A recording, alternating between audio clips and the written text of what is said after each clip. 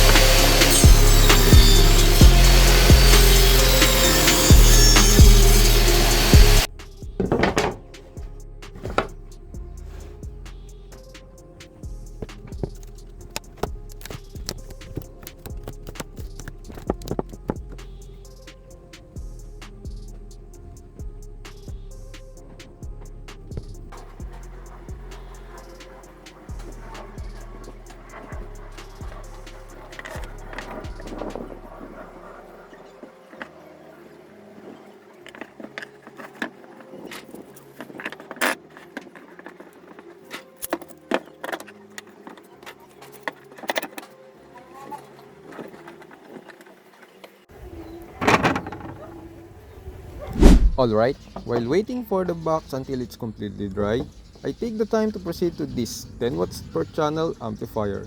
And I decided to hook up this port to get subwoofer output from this amplifier. But first, I need to trace the audio signal comes from the Bluetooth audio receiver going to the audio IC. As you can see, these two caps is their audio signal filter cap, so I can take a soldering on it and connect the AUX port. You can trace the audio signal by using another amplifier and test probe of your multimeter. If you want to learn, feel free to ask me at the comment section below.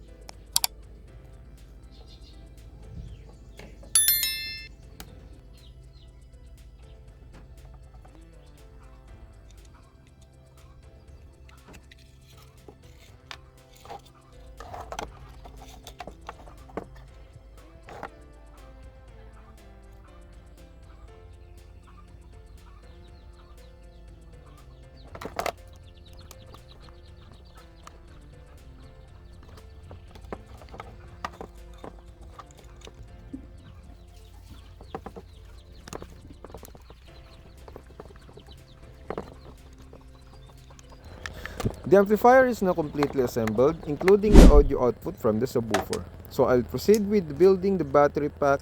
For this, I need a special tool And I remembered that I have one from AWithZ. It's a spot welder from AWithZ. They actually sent me not just one but two different spot welders, and they want me to try them out on our DIY Bluetooth speaker project.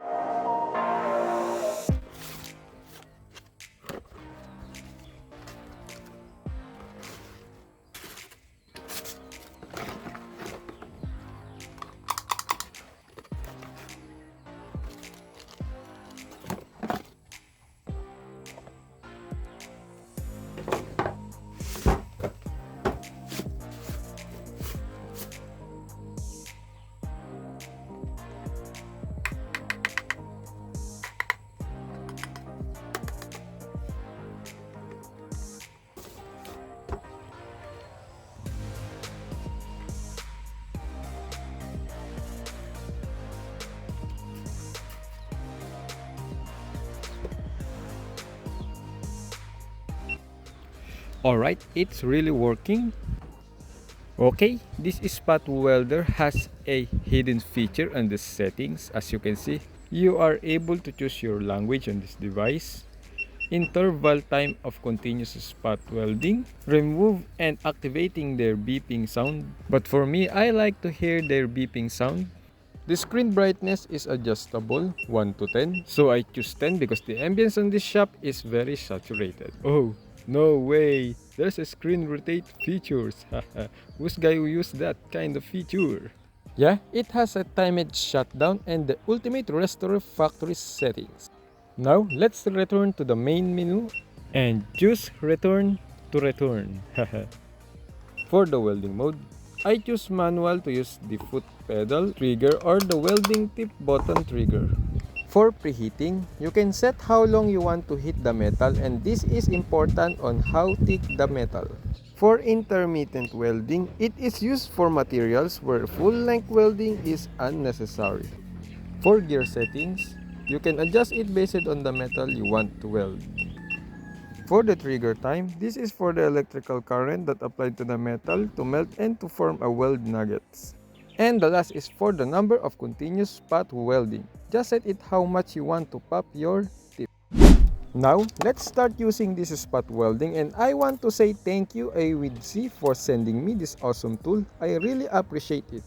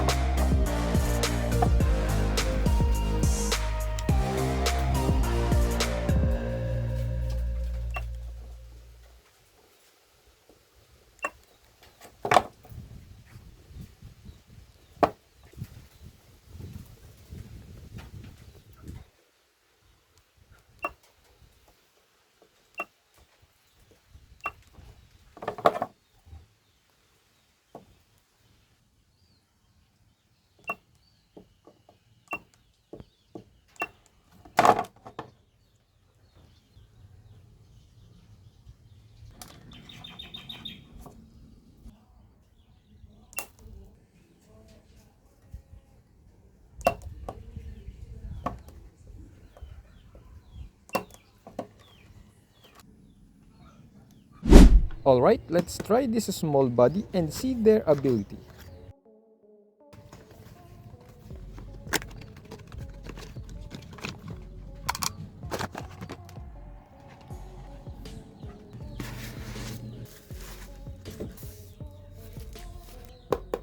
Okay, let's turn on until the OLED display wake up. You can control the setting on this thing by rotating the dial and press the dial to select.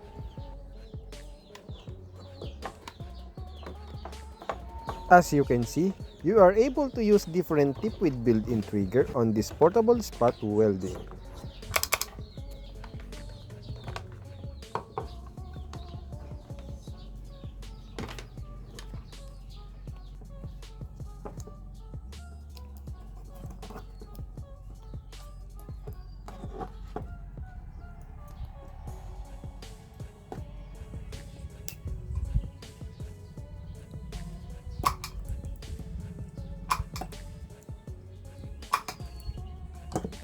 Yeah, the weld is strong too. This portable welder is good enough for lithium battery packing.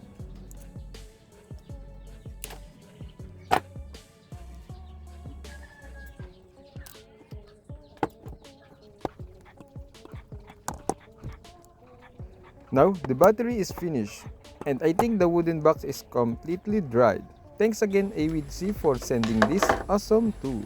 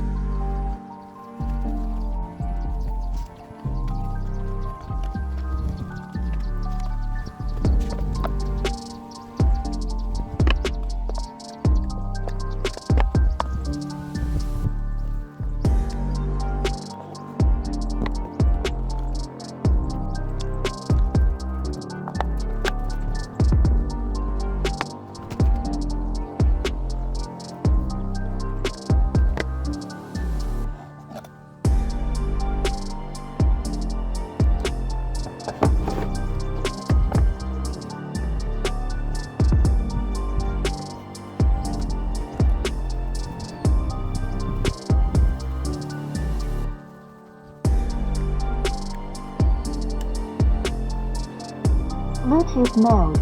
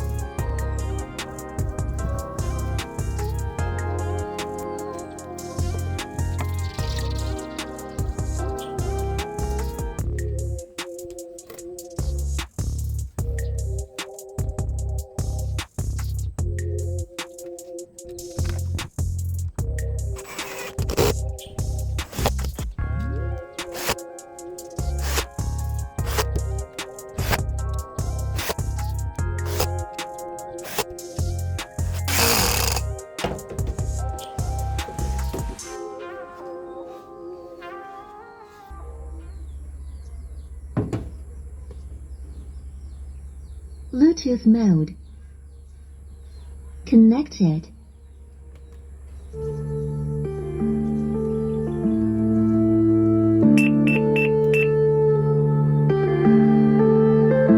Yeah.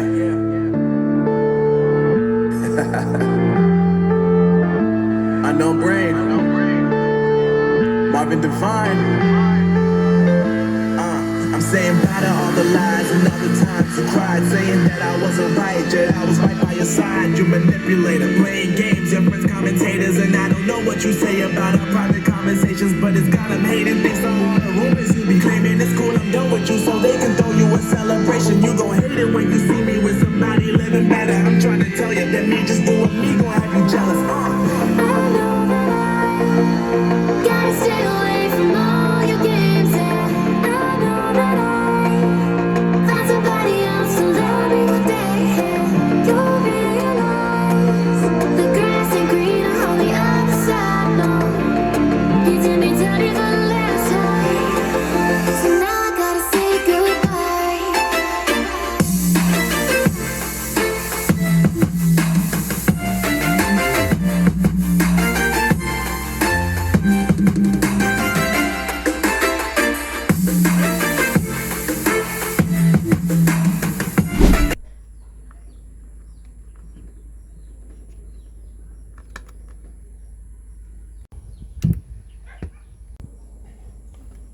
Yes,